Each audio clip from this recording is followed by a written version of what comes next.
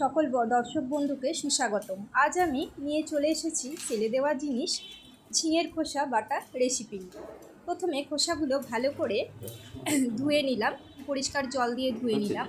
তারপর গ্যাসের ফ্লেম জ্বালিয়ে কড়াইতে জল দিলাম, দিয়ে আস্তে আস্তে ঝিঙের খোসাগুলো দিতে থাকলাম। বন্ধ করতে হবে।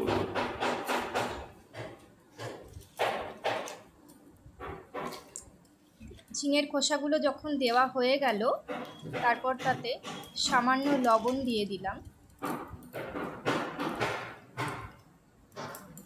অবস্থা এরকম, এসব কড়াই দিয়ে রান্না হয়।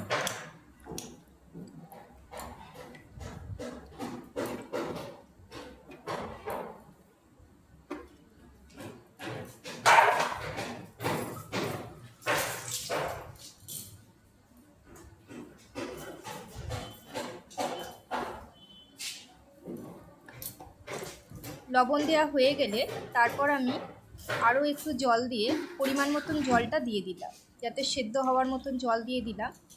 দিয়ে একটু নেড়ে ছেড়ে জলটা মিশিয়ে নিলাম, লবণটা মিশিয়ে নিলাম।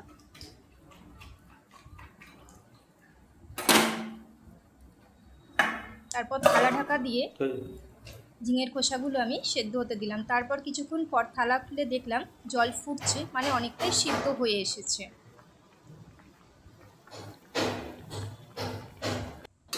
সেদ্ধ হয়ে গেলে তারপর কড়াই থেকে একটা পাত্রের মধ্যে জলটা ঢেলে নিয়ে খোসাগুলোকে আলাদা করলাম। খোসাগুলো আলাদা করে মিক্সার ব্লেন্ডারের মধ্যে আমি খোসাগুলি সব ঢেলে নিলাম, কারণ মিক্সার ব্লেন্ডারেই আমি এগুলোকে বাটবো।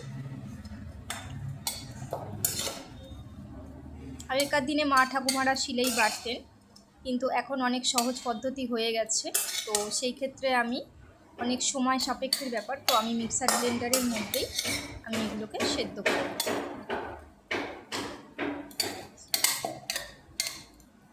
বেটে নেব।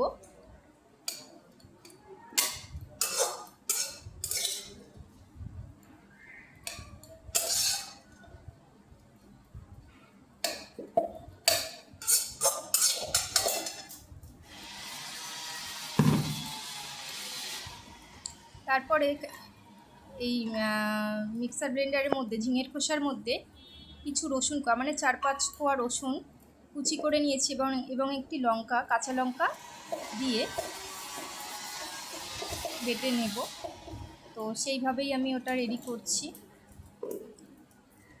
মিক্সার ব্লেন্ডারের মধ্যে একদম ঢেকে নিয়ে আমি চলে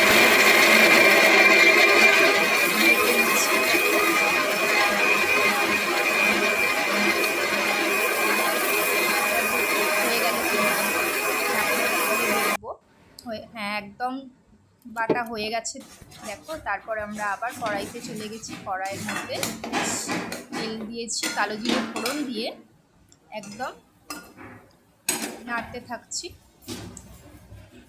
একটু সামান্য হলুদ, পরিমাণ মতন লবণ, স্বাদ মতন লবণ ও স্বাদ মতন চিনি দিয়ে কড়াইয়ের মধ্যে নাড়তে থাকছি। আর একটু সামান্য সর্ষের তেল দিয়ে দিলাম, কারণ এটা একটু তেলের দরকার হয়, মানে একটু তেল লাগে বেশি।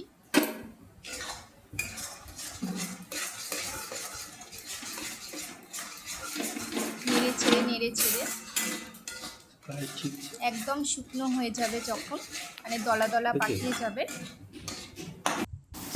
কিছুক্ষণ পর দেখো দলা দলা পাকিয়ে গেছে, আমাদের অনেকটাই রেডি হয়ে এসেছে, একদম তৈরি হওয়ার মুখে।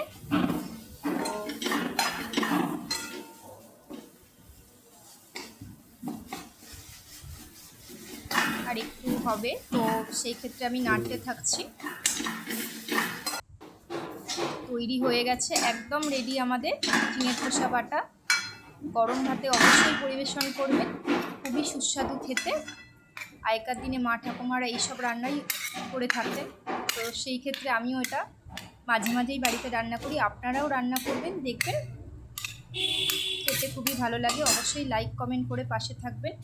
ভালো চলে যাচ্ছে।